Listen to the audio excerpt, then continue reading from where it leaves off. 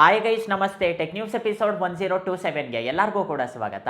ಇವತ್ತಿನ tech news start ಮಾಡೋದಕ್ಕಿಂತ ಮುಂಚೆ ಇದುವರೆಗೂ ನೀವೇನಾದರೂ ನಮ್ಮ ಚಾನಲ್ಗೆ ಸಬ್ಸ್ಕ್ರೈಬ್ ಮಾಡ್ಕೊಂಡಿಲ್ಲ ಅಂದರೆ ಕೆಳಗಡೆ ಸಬ್ಸ್ಕ್ರೈಬ್ ಬಟನ್ ಇರುತ್ತೆ, ಸಬ್ಸ್ಕ್ರೈಬ್ ಮಾಡ್ಕೊಳ್ಳಿ. ಈ ವಿಡಿಯೋ ನಿಮಗೆ ಇಷ್ಟ ಆಯಿತು ಅಂದರೆ ಲೈಕ್ ಮಾಡೋದನ್ನು ಮಾತ್ರ ಮರಿಬೇಡಿ. ಇವತ್ತಿನ ಟೆಕ್ ನ್ಯೂಸ್ ಆದರೆ ಸ್ಟಾರ್ಟ್ ಮಾಡೋಣಂತೆ.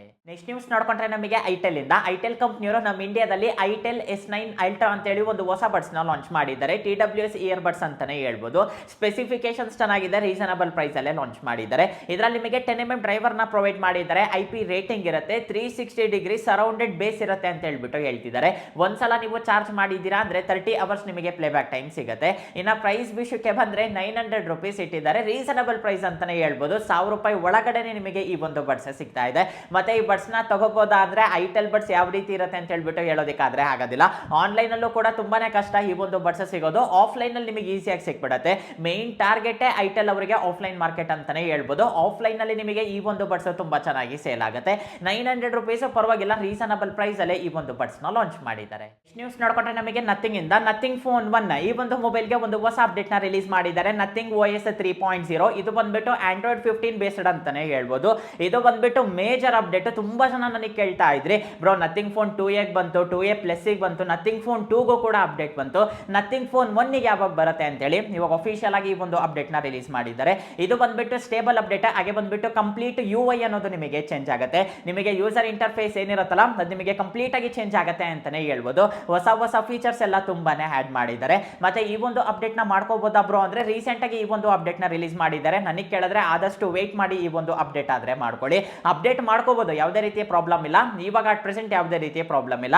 ನೆಕ್ಸ್ಟ್ ಏನಾದ್ರೂ ಪ್ರಾಬ್ಲಮ್ ಸ್ಟಾರ್ಟ್ ಆಯ್ತು ಅಂದ್ರೆ ಮತ್ತೆ ನೀವೇ ಪ್ರಾಬ್ಲಮ್ ನ ಫೇಸ್ ಮಾಡ್ತೀರಾ. ಅದಕ್ಕೋಸ್ಕರ ಹೇಳ್ತಾ ಇದ್ದೀನಿ, ಒಂದೆರಡು ವಾರ ಆಗಿದ್ದಾದ್ಮೇಲೆ ಆರಾಮಾಗಿ ನೀವು ಈ ಒಂದು ಅಪ್ಡೇಟ್ ನ ಮಾಡ್ಕೊಳ್ಳಿ. ನೆಕ್ಸ್ಟ್ ನ್ಯೂಸ್ ನೋಡ್ಕೊಂಡ್ರೆ ನಮಗೆ ಸ್ಯಾಮ್ಸಂಗ್ ಗ್ಯಾಲಕ್ಸಿ S25 ಸೀರೀಸ್ ಈ ಒಂದು ಮೊಬೈಲ್ಸ್ ನ ಜನವರಿ 22ನೇ ತಾರೀಕು ನಮ್ಮ ಇಂಡಿಯಾದಲ್ಲಿ ಲಾಂಚ್ ಮಾಡ್ತಿದ್ದಾರೆ. ನಮ್ಮ ಇಂಡಿಯಾದಲ್ಲೇ ಅಲ್ಲ, ಗ್ಲೋಬಲ್ ಆಗಿ ಈ ಒಂದು ಮೊಬೈಲ್ ನ ಲಾಂಚ್ ಮಾಡ್ತಿದ್ದಾರೆ. ಅದೇ ದಿನ ನಮ್ಮ ಇಂಡಿಯಾದಲ್ಲೂ ಕೂಡ ಲಾಂಚ್ ಆಗುತ್ತೆ. ಇವಾಗ ಈ ಮೊಬೈಲ್ ಲಾಂಚ್ ಆಗೋದಕ್ಕಿಂತ ಮುಂಚೆನೆ ಸ್ಯಾಮ್ಸಂಗ್ ಗ್ಯಾಲಕ್ಸಿ S25 ಅಲ್ಟ್ರಾ ಈ ಮೊಬೈಲ್ ಗೆ ಸಂಬಂಧಪಟ್ಟ ಲೈವ್ ಇಮೇಜಸ್ ಹೊರಗೆ ಬಂದಿದೆ. ಇವಾಗ ನೀವು ಸ್ಕ್ರೀನ್ ಮೇಲೆ ನೋಡ್ತಾ ಇದ್ದೀರಲ್ಲ, ಮೊಬೈಲ್ ನೋಡೋದಕ್ಕೆ ಈ ರೀತಿಯಾಗಿರುತ್ತೆ ಅಂತ ಹೇಳ್ಬಿಟ್ಟು ಗೊತ್ತಾಗ್ತಾ ಇದೆ. ಇದು ಬಂದ್ಬಿಟ್ಟು ಲೈವ್ ಇಮೇಜ್, ಮೇಜರ್ ಚೇಂಜಸ್ ಅಂತೂ ಇಲ್ಲ. ಫಿಸಿಕಲಿ ನೋಡಿದಾಗ S24 ಅಲ್ಟ್ರಾಗೂ S25 ಅಲ್ಟ್ರಾಗೂ ನಿಮಗೆ ಮೇಜರ್ ಚೇಂಜಸ್ ನೀವು ನೋಟಿಸ್ ಮಾಡೋದಿಲ್ಲ. ಕೈಯಲ್ಲಿ ಇಟ್ಕೊಂಡಾಗ ನೀವು ಒಂದು ಸ್ವಲ್ಪ ನೋಟಿಸ್ ಮಾಡಬಹುದೇನೋ, ಆದರೆ ಡೈರೆಕ್ಟ್ ಆಗಿ ನೋಡಿದಾಗ ತುಂಬಾ ಚೇಂಜಸ್ ಏನ್ ಮಾಡಿಲ್ಲ. ಆದರೆ ಇಂಟರ್ನಲ್ಲಿ ನಿಮಗೆ ತುಂಬಾ ಚೇಂಜಸ್ ಇರುತ್ತೆ. ತುಂಬಾ ಚೇಂಜಸ್ ಮಾಡಿನೇ ಈ ಒಂದು ಮೊಬೈಲ್ ನ ಲಾಂಚ್ ಮಾಡ್ತಿದ್ದಾರೆ. ರಿಪೋರ್ಟ್ಸ್ ಪ್ರಕಾರ ನೋಡ್ಕೊಂಡ್ರೆ 4 ಮೊಬೈಲ್ಸ್ ನ ಲಾಂಚ್ ಮಾಡ್ತಿದ್ದಾರೆ. Samsung Galaxy S25, S25 plus, S25 slim, ಹಾಗೆ ಬಂದ್ಬಿಟ್ಟು S25 ಅಲ್ಟ್ರಾ ಅಂತೇಳಿ ಈ ರೀತಿಯಾಗಿ 4 ಮೊಬೈಲ್ಸ್ ಈ ಸಲ ಲಾಂಚ್ ಆಗುತ್ತೆ ಅಂತ ಹೇಳ್ಬಿಟ್ಟು ರಿಪೋರ್ಟ್ಸ್ ಆದ್ರೆ ಬರ್ತಾ ಇದೆ. ಸೊ ನೋಡೋಣಂತೆ. ಇನ್ನು ಜನವರಿ 22ನೇ ತಾರೀಕು ತುಂಬಾ ದೂರ ಏನಿಲ್ಲ, ಇನ್ನೊಂದು ಸ್ವಲ್ಪ ದಿನದಲ್ಲಿ ಕಂಪ್ಲೀಟ್ ಇನ್ಫಾರ್ಮೇಶನ್ ಸಿಗುತ್ತೆ. ನೋಡ್ಕೊಂಡ್ರೆ ನಮಗೆ ಆಪಲ್ ಕಂಪ್ನಿಯವರು ಅತಿ ಶೀಘ್ರದಲ್ಲಿ ಐಫೋನ್ SE4 ಈ ಒಂದು ಮೊಬೈಲ್ ನ ಲಾಂಚ್ ಮಾಡ್ತಿದ್ದಾರೆ. ಯಾವಾಗ ಲಾಂಚ್ ಮಾಡ್ತಾರೆ ಅಂತ ಗೊತ್ತಿಲ್ಲ. ಲಾಂಚ್ ಮಾಡಿದ್ರೆ ಐಫೋನ್ SE4 ಹೆಸರಲ್ಲಾದ್ರೂ ಲಾಂಚ್ ಮಾಡ್ತಾರೆ, ಇಲ್ಲ ಅಂದ್ರೆ ಐಫೋನ್ 16e ಈ ಒಂದು ಹೆಸರಲ್ಲಿ ಲಾಂಚ್ ಮಾಡ್ತಾರೆ. ಇವಾಗ ಈ ಮೊಬೈಲ್ ಲಾಂಚ್ ಆಗೋದಕ್ಕಿಂತ ಮುಂಚೆನೆ ಡಮ್ಮಿ ಯೂನಿಟ್ಸ್ ಹೊರಗೆ ಬಂದಿದೆ. ಇವಾಗ ನೀವು ಸ್ಕ್ರೀನ್ ಮೇಲೆ ನೋಡ್ತಾ ಇದ್ದೀರಲ್ಲ, ಐಫೋನ್ SE4 ನೋಡೋದಕ್ಕೆ ಈ ರೀತಿಯಾಗಿರುತ್ತೆ ಅಂತ ಹೇಳ್ಬಿಟ್ಟು ರಿಪೋರ್ಟ್ಸ್ ಆದ್ರೆ ಬರ್ತಾ ಇದೆ. ನೋಡೋದಕ್ಕೆ ಮಾತ್ರ ತುಂಬಾ ಚೆನ್ನಾಗಿದೆ ಅಂತಾನೆ ಹೇಳ್ಬೋದು. ತುಂಬಾನೇ ಕ್ಯೂಟ್ ಆಗಿದೆ. ನಿಮಗೆ ತುಂಬಾ ಸಣ್ಣ ಸೈಜ್ ಅಲ್ಲಿ ಆದ್ರೆ ಇರುತ್ತೆ. ಮೊಬೈಲ್ ಮಾತ್ರ ನಿಮಗೆ ತುಂಬಾ ಪವರ್ಫುಲ್ ಇರುತ್ತೆ. ಹಾಗೆ ಬಂದ್ಬಿಟ್ಟು ತುಂಬಾನೇ ಹ್ಯಾಂಡಿ ಇರುತ್ತೆ. ಇದರಲ್ಲಿ ನಿಮಗೆ ಸಿಂಗಲ್ ಕ್ಯಾಮ್ರಾ ಸೆಟಪ್ ಇರುತ್ತೆ. ಮೇನ್ ಕ್ಯಾಮ್ರಾ 48 ಮೆಗಾ ಪಿಕ್ಸೆಲ್ ಇರುತ್ತೆ ಅಂತ ಹೇಳ್ಬಿಟ್ಟು ಗೊತ್ತಾಗ್ತಾ ಇದೆ. ಫ್ರಂಟ್ ಕ್ಯಾಮ್ರಾ 12 ಮೆಗಾ ಪಿಕ್ಸೆಲ್ ಆದ್ರೂ ಇರ್ಬೋದು, ಇಲ್ಲಾಂದ್ರೆ 24 ಮೆಗಾ ಪಿಕ್ಸೆಲ್ ಆದ್ರೂ ಇರ್ಬೋದು. ನಿಮಗೆ ಸ್ಪೆಸಿಫಿಕೇಶನ್ ವೈಸ್ ತುಂಬಾನೇ ಚೆನ್ನಾಗಿರುತ್ತೆ. ಬಯೋನಿಕ್ A18 ಚಿಪ್ ಆದ್ರೆ ಯೂಸ್ ಮಾಡ್ತಿದ್ದಾರೆ. ಇದರಿಂದ ನೀವು ಆಪಲ್ ಇಂಟೆಲಿಜೆನ್ಸ್ ಫೀಚರ್ಸ್ ಕೂಡ ಯೂಸ್ ಮಾಡಬಹುದು. ಸಿಂಪಲ್ ಆಗಿ ಹೇಳ್ಬೇಕು ಅಂದ್ರೆ ಪ್ರೈಸ್ ಕೂಡ ನಿಮಗೆ ಒಂದು ಸ್ವಲ್ಪ ಜಾಸ್ತಿ ಇರುತ್ತೆ. ಹಾಗೆ ಬಂದ್ಬಿಟ್ಟು ಸ್ಪೆಸಿಫಿಕೇಶನ್ಸ್ ಕೂಡ ತುಂಬಾ ಚೆನ್ನಾಗಿರುತ್ತೆ ಅಂತ ಹೇಳ್ಬಿಟ್ಟು ರಿಪೋರ್ಟ್ಸ್ ಆದ್ರೆ ಬರ್ತಾ ಇದೆ. ನನ್ ಗೆಸ್ ಪ್ರಕಾರ ನಿಮಗೊಂದು 50,000 ದಾಟುತ್ತೆ ಅಂತ ಹೇಳ್ಬಿಟ್ಟು ನಾನು ಅನ್ಕೊಂತಾ ಇದ್ದೀನಿ. 50,000, 55,000, 60,000. ಸೊ ಈ ಒಂದು ರೇಂಜ್ ಅಲ್ಲಿ ನಿಮಗೆ ಈ ಒಂದು ಮೊಬೈಲ್ ನ ಲಾಂಚ್ ಮಾಡ್ತಾರೆ. ಆದ್ರೆ ಮೊಬೈಲ್ ಮಾತ್ರ ತುಂಬಾನೇ ಚೆನ್ನಾಗಿರುತ್ತೆ. ಹಾಗೆ ಬಂದ್ಬಿಟ್ಟು ತುಂಬಾನೇ ಕ್ಯೂಟ್ ಆಗಿರುತ್ತೆ. ಸೊ ನೋಡೋಣಂತೆ ಆಪಲ್ ಕಂಪ್ನಿಯವರು ಈ ಒಂದು SE ಮೊಬೈಲ್ ನ ಯಾವಾಗ ಲಾಂಚ್ ಮಾಡ್ತಾರೆ ಅಂತ. ನೆಕ್ಸ್ಟ್ ನ್ಯೂಸ್ ಹೇಳೋದಕ್ಕಿಂತ ಮುಂಚೆ ಡೀಲ್ ಆಫ್ ದಿ ಡೇ ನೋಡೋಣಂತೆ. ಅದರಲ್ಲಿ ಮೊದಲನೇದು ಬಂದ್ಬಿಟ್ಟು ಶೌಮಿ ರೋಬೋ ವ್ಯಾಕ್ಯೂಮ್ ಕ್ಲೀನರ್. ಇದು ನಿಮಗೆ 12,000ಕ್ಕೆ ಸಿಗ್ತಾ ಇದೆ. ಫಸ್ಟ್ ಟೈಮ್ ಇಷ್ಟೇ ಕಮ್ಮಿ ಪ್ರೈಸಿಗೆ ನಿಮಗೆ ಈ ಒಂದು ವ್ಯಾಕ್ಯೂಮ್ ಕ್ಲೀನರ್ ಸಿಗ್ತಾ ಇರೋದು. ನಾರ್ಮಲ್ ಆಗಿ 15,000 ಒಳಗಡೆ ಬರೋದೇ ಇಲ್ಲ.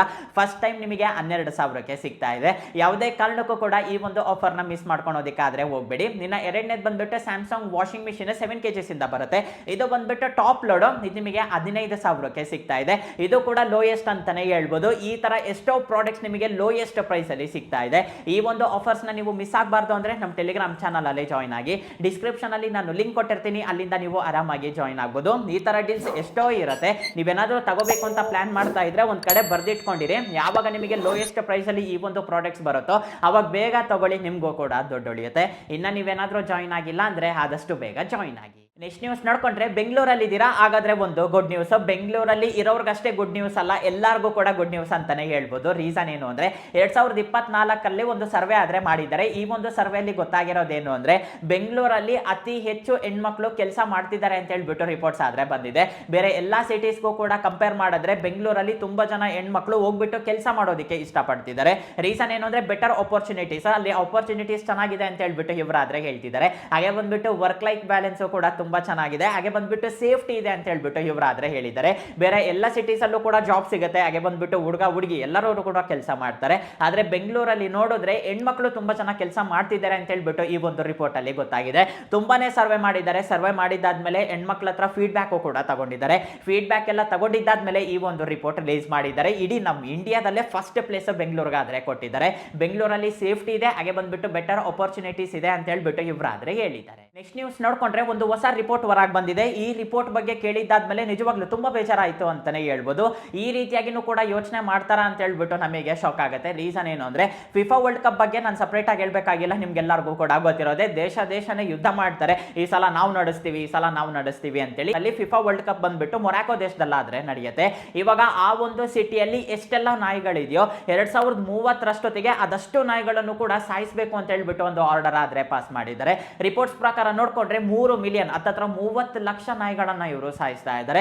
ಏನಕ್ಕೆ ಇವರು ಸಾಯಿಸ್ತಿದ್ದಾರೆ ಅಂದ್ರೆ ನಮ್ಮ ಸಿಟಿ ನೋಡೋದಕ್ಕೆ ಒಂದು ಸ್ವಲ್ಪ ಕ್ಲೀನ್ ಆಗಿರ್ಲಿ, ಹಾಗೆ ಬಂದ್ಬಿಟ್ಟು ಡಿಸಿಪ್ಲಿನ್ ಆಗಿರ್ಲಿ, ಅದಕ್ಕೋಸ್ಕರ ನಾವು ಈ ಒಂದು ಡಿಸಿಷನ್ ತಗೊಂಡಿದೀವಿ ಅಂತ ಹೇಳ್ಬಿಟ್ಟು ಇವರಾದ್ರೆ ಹೇಳ್ತಿದ್ದಾರೆ. ನಿಜವಾಗ್ಲೂ ಇದ್ರ ಬಗ್ಗೆ ಕೇಳಿದಾಗ ನನಗೆ ತುಂಬಾ ಬೇಜಾರಾಯಿತು ಅಂತಾನೆ ಹೇಳ್ಬೋದು. ಸಿಟಿ ಚೆನ್ನಾಗಿರ್ಬೇಕು, ಯಾರೋ ಬೇರೆಯವ್ರು ಬರ್ತಿದ್ದಾರೆ, ಯಾರೋ ಬೇರೆ ದೇಶದವ್ರು ಬರ್ತಿದ್ದಾರೆ, ಆವಾಗ ನಮ್ಮ ಸಿಟಿ ನೋಡೋದಕ್ಕೆ ಚೆನ್ನಾಗಿರ್ಬೇಕು ಅಂತೇಳಿ ಒಂದು ನಾಯಿನ ಸಾಯಿಸೋದು ತುಂಬಾ ಪಾಪ ಅಂತಾನೆ ಹೇಳ್ಬೋದು.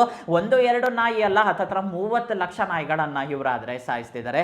ಸೊ ನೋಡೋಣಂತೆ ಏನಾಗುತ್ತೆ ಅಂತ. ನೆಕ್ಸ್ಟ್ ನ್ಯೂಸ್ ನೋಡ್ಕೊಂಡ್ರೆ, ನಮಗೆ ಟಾಟಾ ಕಾರ್ ಬಗ್ಗೆ ನಾನು ಸಪರೇಟ್ ಆಗಿ ಹೇಳ್ಬೇಕಾಗಿಲ್ಲ, ನಿಮ್ಗೆಲ್ಲರಿಗೂ ಕೂಡ ಗೊತ್ತಿರೋದೆ. ಸ್ಟ್ರಾಂಗೆಸ್ಟ್ ಕಾರ್ ಅಂತಾನೆ ಹೇಳ್ಬೋದು. ಏನಾದ್ರೂ ಕೂಡ ಈ ಕಾರ್ ಮಿಸ್ಗಾಡೋದಿಲ್ಲ, ಅಷ್ಟು ಸ್ಟ್ರಾಂಗ್ ಆದ್ರೆ ಇರುತ್ತೆ. ನಾರ್ಮಲ್ ಆಗಿ ಇವಾಗ ನಾವು ಒಂದು ಹೊಸ ಕಾರ್ ತಗೋಬೇಕು ಅಂದ್ರೆ ಫಸ್ಟ್ ನಮ್ಮ ಮೈಂಡಿಗೆ ಬರೋದು ಫಸ್ಟ್ ಟಾಟಾ ಕಾರ್ಸ್ ಯಾವ್ದಿದೆ ಅಂತ ಹೇಳ್ಬಿಟ್ಟು ಲಿಸ್ಟ್ ಮಾಡ್ತೀವಿ. ಅದಾದ್ಮೇಲೆ ಬೇರೆ ಕಾರ್ ಜೊತೆ ನಾವು ಕಂಪೇರ್ ಮಾಡ್ಬಿಟ್ಟು ಒಂದು ಒಳ್ಳೆ ಕಾರ್ ಆದ್ರೆ ತಗೊಂತೀವಿ. ಆದ್ರೆ ಮೋಸ್ಟ್ ಆಫ್ ಆಲ್ ತುಂಬಾ ಜನ ಟಾಟಾ ಕಾರ್ಸ್ ನ ಪರ್ಚೇಸ್ ಮಾಡ್ತಾರೆ ಅಂತಾನೆ ಹೇಳ್ಬೋದು. ಲಾಸ್ಟ್ 40 ಇಯರ್ಸ್ ಅಲ್ಲಿ ನೋಡ್ಕೊಂಡ್ರೆ ಮೇಜರ್ ಆಗಿ ಸುಜುಕಿನೇ ಫಸ್ಟ್ ಪ್ಲೇಸ್ ಅಲ್ಲಿ ಇತ್ತು. ಹೈಯೆಸ್ಟ್ ಸೆಲ್ಲಿಂಗ್ ಕಾರ್ ವಿಷಯದಲ್ಲಿ ನೋಡಿದ್ರೆ ಟಾಟಾ ಕಾರ್ಸ್ ಕೂಡ ಸೇಲ್ ಆಗುತ್ತೆ, ಆದ್ರೆ ಸುಜುಕಿ ಕಾರ್ಸ್ ಇನ್ನ ಒಂದ್ ಸ್ವಲ್ಪ ಜಾಸ್ತಿ ಸೇಲ್ ಆಗುತ್ತೆ ಅಂತಾನೆ ಹೇಳ್ಬೋದು. ಈ ಸಲ ನೋಡ್ಕೊಂಡ್ರೆ 2024 ಟಾಟಾ ಪಂಚ್ ಬಂದ್ಬಿಟ್ಟು ನಮ್ಮ ಇಂಡಿಯಾದಲ್ಲೇ ಲಾರ್ಜೆಸ್ಟ್ ಸೇಲಿಂಗ್ ಕಾರ್ ಅಂತ ಹೇಳ್ಬಿಟ್ಟು ಗೊತ್ತಾಗಿದೆ. ತುಂಬಾ ಜನ ಈ ಒಂದು ಕಾರ್ನ ಪರ್ಚೇಸ್ ಮಾಡಿದ್ದಾರೆ. ಈ ಕಾರ್ನ ನೀವು ಕೂಡ ನೋಡೇ ಇರ್ತೀರಾ. ನಾನಂತೂ ರೀಸೆಂಟ್ ಡೇಸ್ ಅಲ್ಲಿ ಈ ಕಾರ್ನ ತುಂಬಾ ನೋಡಿದ್ದೀನಿ ಅಂತಾನೆ ಹೇಳ್ಬೋದು. ನೋಡೋದಿಕ್ ಮಾತ್ರ ಒಂದ್ ಸ್ವಲ್ಪ ನಿಮಗೆ ಸಣ್ಣ ಸೈಜ್ ಅಲ್ಲಿ ಇರುತ್ತೆ, ಆದ್ರೆ ಪಟಾಕ ಅಂತಾನೆ ಹೇಳ್ಬೋದು. ತುಂಬಾನೇ ಸ್ಟ್ರಾಂಗ್ ಇರುತ್ತೆ, ಹಾಗೆ ಬಂದ್ಬಿಟ್ಟು ತುಂಬಾನೇ ಸ್ಪೀಡ್ ಇರುತ್ತೆ. ಒಳ್ಳೆ ಕಾರ್ ಅಂತಾನೆ ಹೇಳ್ಬೋದು. ರೀಸನಬಲ್ ಪ್ರೈಸ್ ಅಲ್ಲಿ ಈ ಒಂದು ಕಾರ್ನ ಲಾಂಚ್ ಮಾಡಿದ್ರು. 2024 ಈ ಒಂದು ಕಾರ್ ಅತಿ ಹೆಚ್ಚಾಗಿ ಸೇಲ್ ಆಗಿದೆ ಅಂತ ಹೇಳ್ಬಿಟ್ಟು ಇವರಾದ್ರೆ ಹೇಳಿದ್ದಾರೆ. ಲಾಸ್ಟ್ 40 ಇಯರ್ಸ್ ಆದ್ಮೇಲೆ ಸುಜುಕಿ ಕೆಳಗೆ ಬಂದಿದೆ, ಫಸ್ಟ್ ಪ್ಲೇಸ್ ಅಲ್ಲಿ ಇವಾಗ ಟಾಟಾ ಕಂಪನಿ ಆದ್ರೆ ಬಂದಿದೆ. ಸೊ ಇಷ್ಟೇ ಗೈಸ್, ಇವತ್ತು ನನಗೆ ಇಂಟ್ರೆಸ್ಟಿಂಗ್ ಅನ್ಸಿರೋ ಟೆಕ್ ನ್ಯೂಸ್. ಆದ್ರೆ ಈ ವಿಡಿಯೋ ನಿಮಗೆ ಇಷ್ಟ ಆಯ್ತು ಅನ್ಕೊಂತೀನಿ. ಈ ವಿಡಿಯೋ ನಿಮಗೆ ಇಷ್ಟ ಆಗಿದ್ರೆ ಲೈಕ್ ಮಾಡಿ, ಶೇರ್ ಮಾಡಿ, ಹಾಗೆ ಕೆಳಗಡೆ ಸಬ್ಸ್ಕ್ರೈಬ್ ಬಟನ್ ಇರುತ್ತೆ, ಸಬ್ಸ್ಕ್ರೈಬ್ ಮಾಡ್ಕೊಳೋದನ್ನ ಮಾತ್ರ ಮರಿಬೇಡಿ. ನೆಕ್ಸ್ಟ್ ವಿಡಿಯೋದಲ್ಲಿ ಮೀಟ್ ಆಗೋಣಂತೆ, ಅಲ್ಲಿವರೆಗೂ ಬಾಯ್ ಬಾಯ್.